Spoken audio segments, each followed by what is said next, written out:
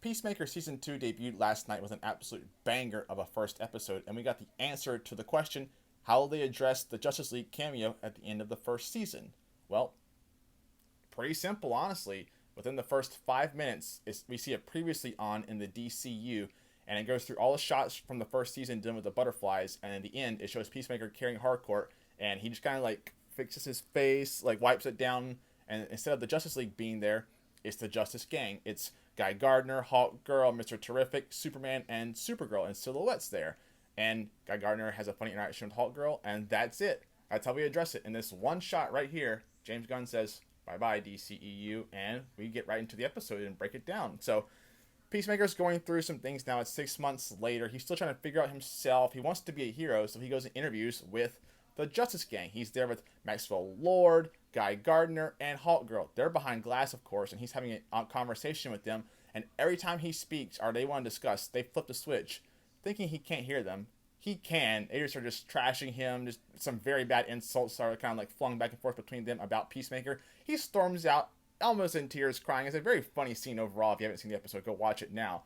And he's just trying to figure out, where can he go? He wants to be a hero. He wants to help people. He wants to be loved and admired, as we all do, honestly. And so it's a very kind of relatable character. And that where they're going with Peacemaker for this season, I can see the vision, and they're laying the foundation and groundwork now.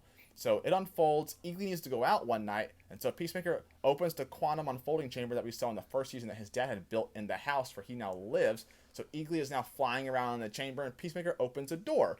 This door leads to an alternate reality where Peacemaker, where his dad is alive, his brother Keith is alive, and they're a family of heroes who do missions together and love each other, and it's a great dynamic. And Peacemaker is there briefly talking to them, and he's like, this is great. He leaves, but he has his sense of feeling. He's like, I love that. I want to be there.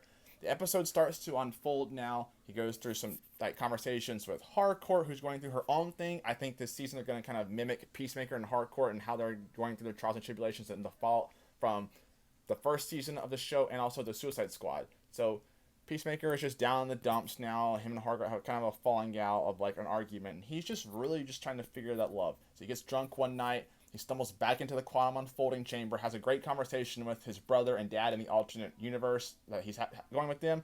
And as he's leaving, he sees that universe's version of himself. And they argue and they fight. And the fight spills over into the quantum unfolding chamber, and just the vast of all the doors are. They have just to go back and forth. And Peacemaker ends up throwing the alternate version of himself into the ceiling and impaling him. And then that's how we end the episode. That alternate version of him is dead, and Peacemaker is like, oh fuck. I'm here for it. I cannot wait to see how the season unfolds.